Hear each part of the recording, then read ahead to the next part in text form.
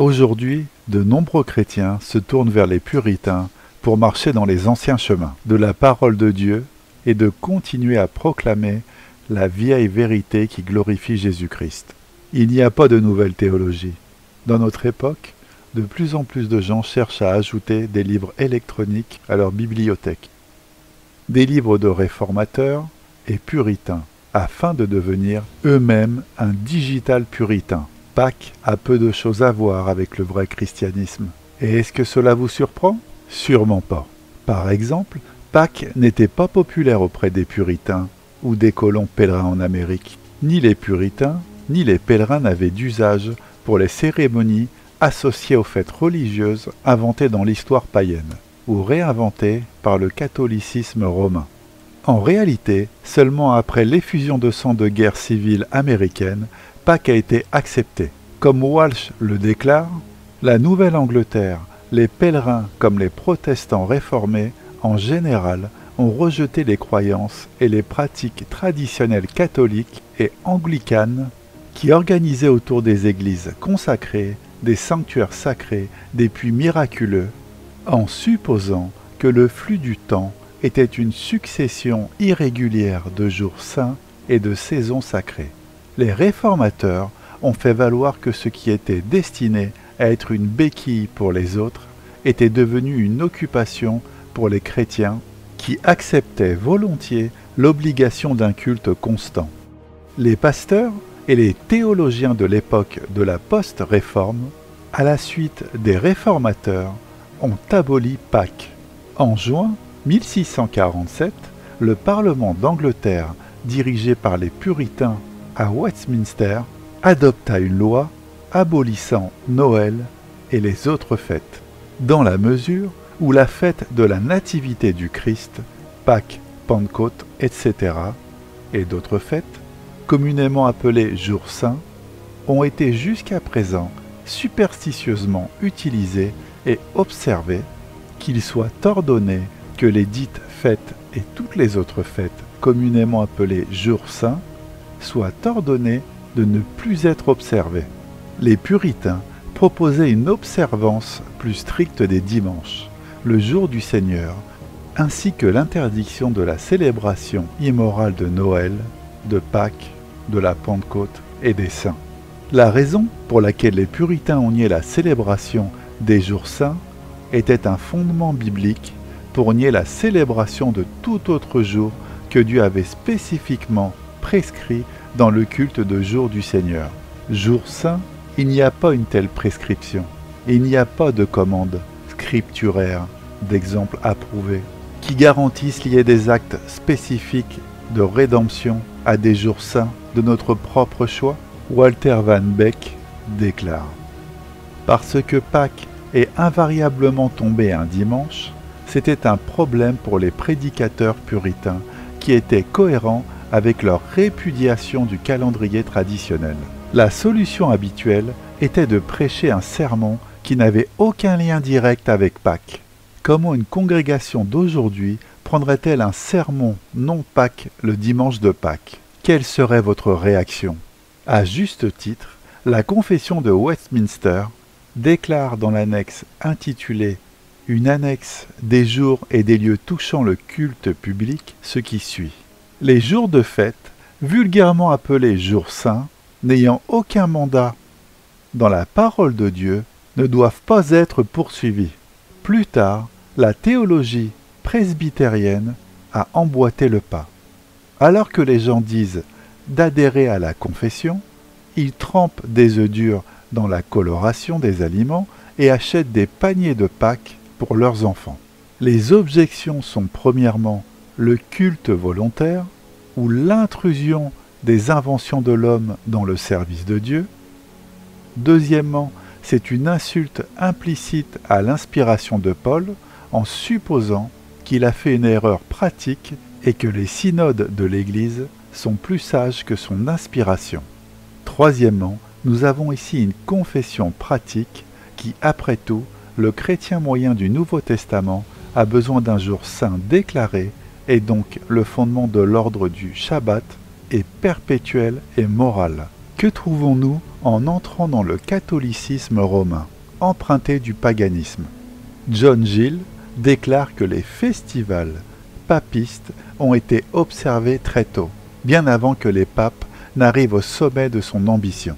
La fête de Pâques a été célébrée dans le IIe siècle, comme la controverse entre Anicetus et Polycarpe, et entre Victor et les églises asiatiques le montrent. Nous trouvons leur alliance continue avec la rupture du principe régulateur et le remplacement du vrai culte avec l'adoration de ce qui est impie.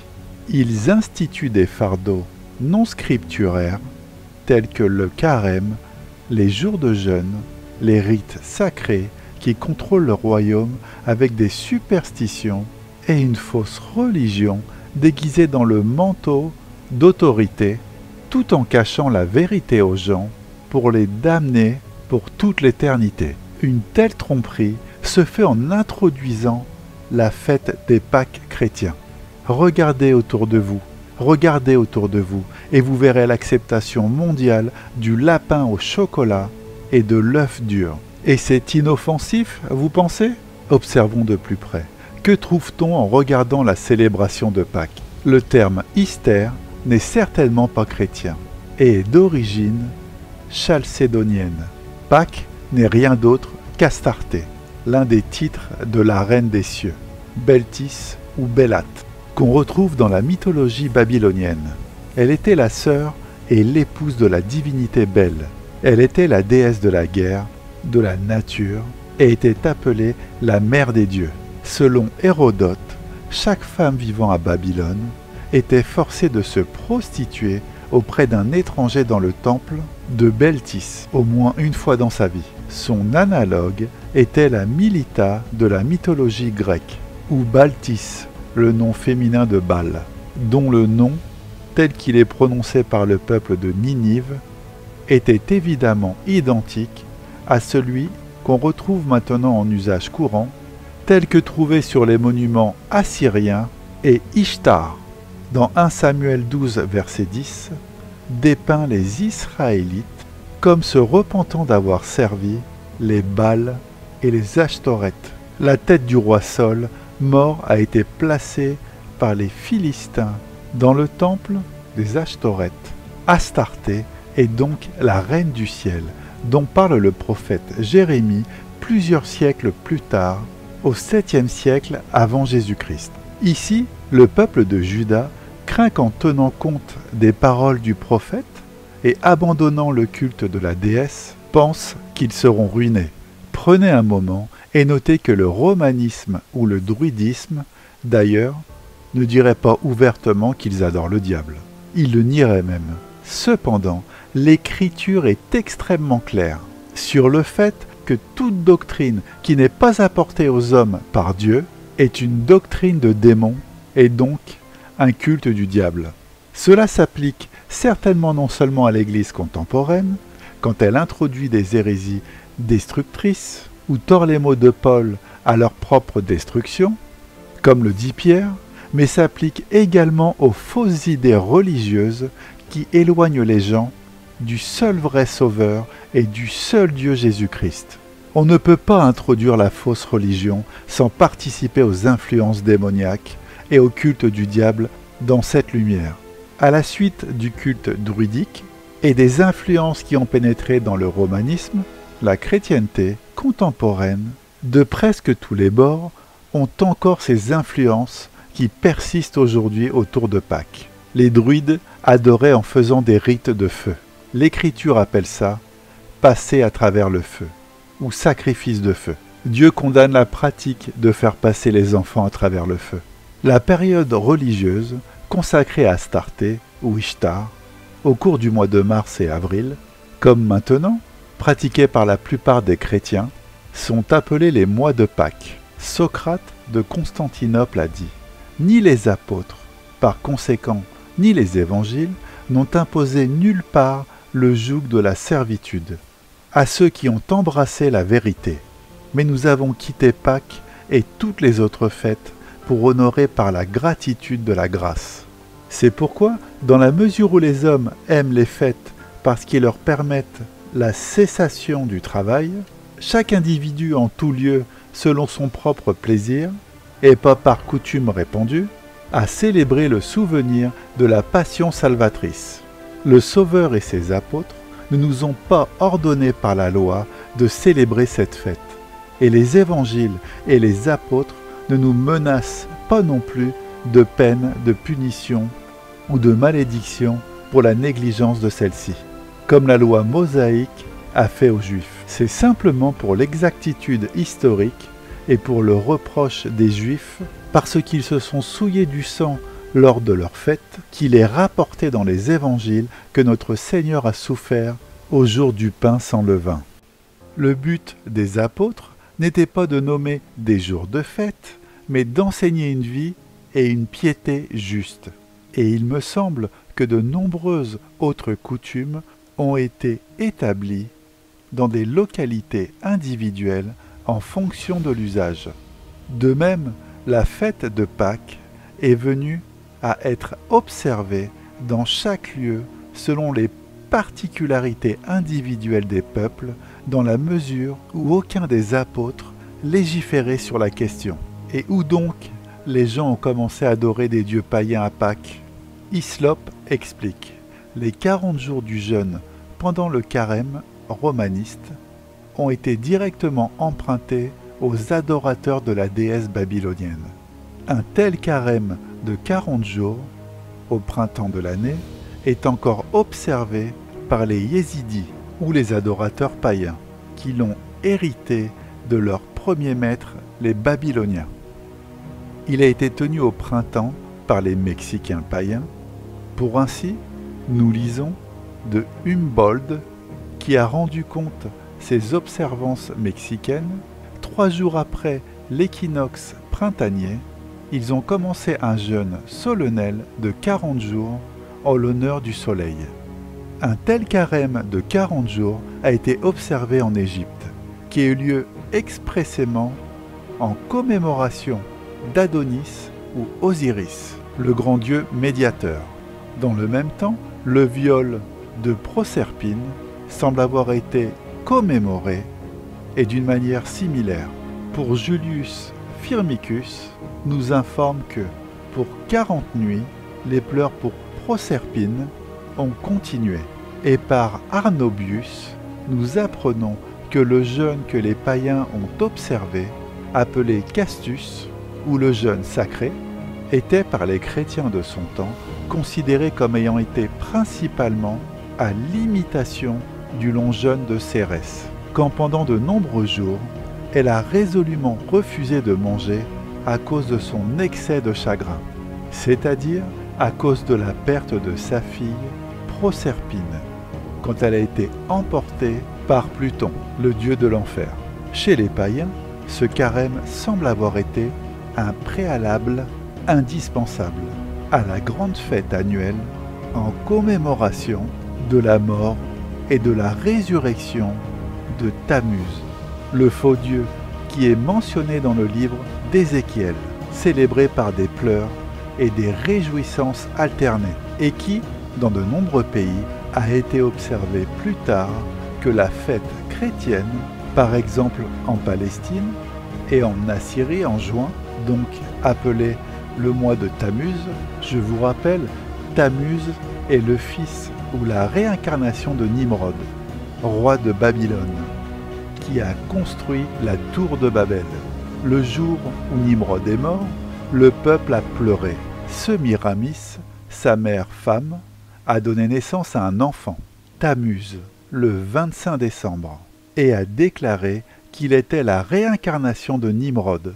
Elle est devenue une déesse dotée de nombreuses appellations.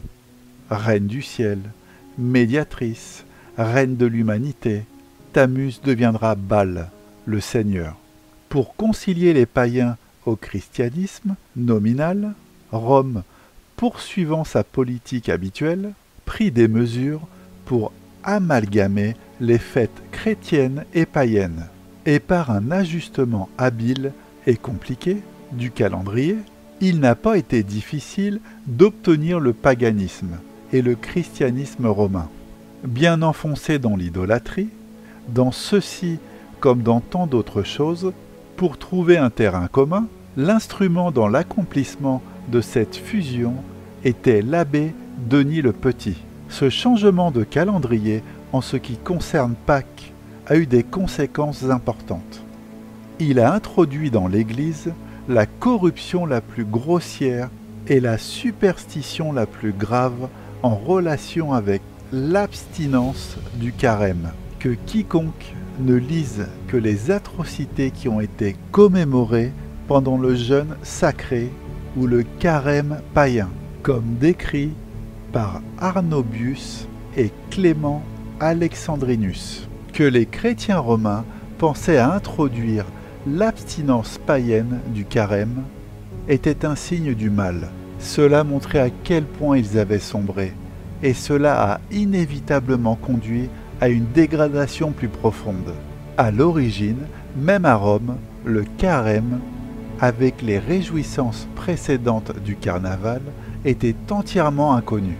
Et même lorsque le jeûne avant le Pâques chrétien était jugé nécessaire, c'est par des pas lents que, à cet égard, il est venu à se conformer au rituel du paganisme. Ce qui peut avoir été la période de jeûne dans l'Église romaine, avant la séance du concile de Nicée, n'apparaît pas très clairement. Mais pendant une période considérable après ce concile, nous avons des preuves distinctes qu'il n'a pas dépassé 3 semaines. Nous avons donc l'histoire d'Easter, Pâques, et ses observances populaires d'aujourd'hui confirment le témoignage de l'histoire quant à son caractère babylonien. Les brioches chaudes du vendredi saint et les œufs teints du dimanche de Pâques figuraient dans les rites chaldéens comme ils le font maintenant. Les brioches ont été utilisées dans le culte de la reine du ciel, la déesse Pâques, dès les jours de Cécrops, le fondateur d'Athènes, c'est-à-dire 1500 ans avant l'ère chrétienne. Les pains chauds tressés ne sont pas maintenant offerts, mais mangés à la fête d'Astarté. Mais cela ne laisse aucun doute quant à l'origine. Et les jeux d'Ishtar, où trouvons-nous des lapins et des œufs dans des paniers et des chasses aux œufs pendant une journée sainte chrétienne? L'origine des œufs pascals est tout aussi païen. Les anciens druides portaient un œuf comme emblème sacré de leur ordre. Hyslop dit, dans le Dionysiaca, ou mystère de Bacchus, comme célébré à Athènes, une partie de la cérémonie nocturne consistait en la consécration d'un œuf. Les fables hindous célèbrent leur œuf banal, comme doré. Le peuple du Japon a aussi son œuf sacré. En Chine, à cette heure, des œufs teints ou peints sont utilisés dans les fêtes sacrées. Dans les temps anciens, les œufs étaient utilisés dans les rites religieux des Égyptiens et des Grecs et étaient suspendus à des fins mystiques dans leurs temples. Les poètes classiques font mention de la fable de l'œuf mystique des Babyloniens. Cependant, tout ce qui était bon ou bénéfique pour l'humanité était représenté dans les mystères chaldéens, comme en quelque sorte lié à la déesse babylonienne, Astarté, qui n'avait pas d'existence réelle jusqu'à quelques siècles après le déluge. Ces adorateurs croyaient que dans une incarnation précédente, elle avait vécu dans le monde antédiluvien et avait traversé en toute sécurité les eaux du déluge. L'Église romaine a adopté cet œuf mystique Astarté et l'a consacré comme un symbole de la résurrection du Christ. Une forme de prière a même été désignée pour être utilisée en relation avec elle. Le pape Paul V enseignant ainsi à ses fidèles superstitieux de prier à Pâques cette prière spécifique. Seigneur, bénis, nous te supplions, toi cette créature d'œuf, qu'elle devienne une nourriture saine pour tes serviteurs, mangée en souvenir de notre Seigneur Jésus-Christ. Que Sémiramis, sous le nom d'Astarté, a été adorée non seulement comme une incarnation de l'Esprit de Dieu, mais comme la mère de l'humanité. Nous avons des preuves très claires. Il ne fait aucun doute que la déesse syrienne était Astarté. Maintenant, La déesse assyrienne Astarté s'apparente simplement à adorer le diable. Astarté n'est pas Jésus-Christ, n'est pas la divinité trinitaire, n'est pas biblique, mais tout ce que Dieu a toujours interdit. Le lapin, avec ses connotations de fertilité, et les anciennes fêtes païennes qui utilisaient des lapins comme symbole de fertilité, à l'époque babylonienne, où l'utilisation d'œufs, ou l'utilisation de bonbons qui dérivent de l'utilisation de grenades et d'oranges, qui ont également été utilisés dans les temps anciens des rituels païens et identifiés comme culte du diable.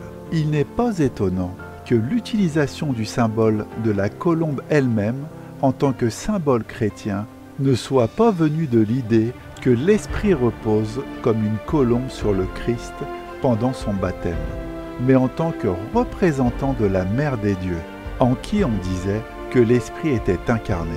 Et nous trouvons très facilement dans la mythologie grecque que le personnage attribué à la Minerve, dont le nom Athéna comme synonyme de Beltis, le nom bien connu de la déesse assyrienne Athéna, la Minerve d'Athènes, est universellement connue comme la déesse de la sagesse.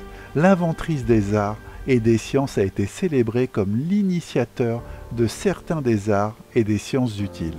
Si vous voulez être un papiste, alors appelez-vous un papiste, ou un druide, ou un adorateur grec du diable. Ne vous appelez pas chrétien en soutenant un jour démoniaque. Lorsque vous participez à de tels projets, la colère de Dieu est suscitée, et il déclare dans Deutéronome 32, verset 17, « Ils ont sacrifié aux démons qui n'étaient pas des dieux, aux dieux qu'ils n'avaient jamais connus. » Lorsque vous donnez à votre enfant son panier de Pâques, rappelez-vous les paroles de Dieu du psaume 106, 37. Ils sacrifièrent leurs fils et leurs filles aux démons. Sachez que vous servez les mêmes blasphèmes que le romanisme a apportés dans la chrétienté et que les Écritures avertissent, à juste titre, le peuple de l'Alliance de Dieu qu'ils doivent s'abstenir de telles choses et être séparés d'elles. Lorsque vous adorez en utilisant les enseignements du diable, vous prêtez attention aux influences démoniaques et les présentez à vos enfants. Vous pourriez dire, allez, c'est juste un lapin en chocolat, c'est juste quelques œufs durs, non?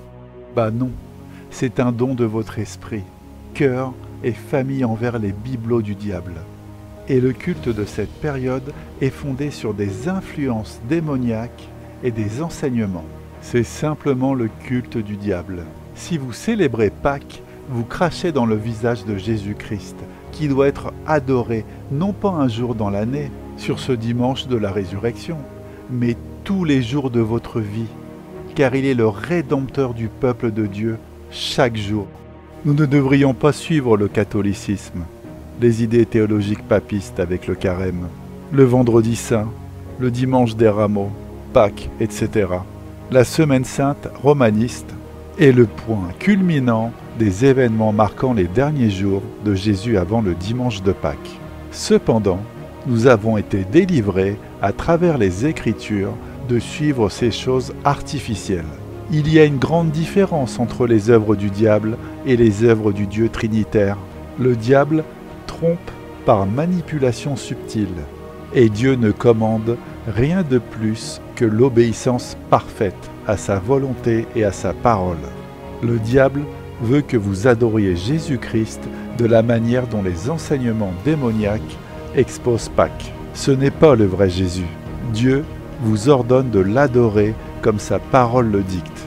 Le diable est le père du mensonge et veut que vous croyiez au mensonge que Pâques est une fête chrétienne, comme le carême et Noël. Mais notre vrai Père est dans les cieux et nous ordonne d'observer uniquement les Écritures. Vous devriez penser à tout cela quand vous vous tiendrez devant lui. Il y a la sécurité dans la justice du Christ au jour du jugement. Et vous ne devez pas vous mettre en danger pour quelques œufs durs ou lapins en chocolat. Certains pensent que le mot « Easter » n'est pas d'origine païenne.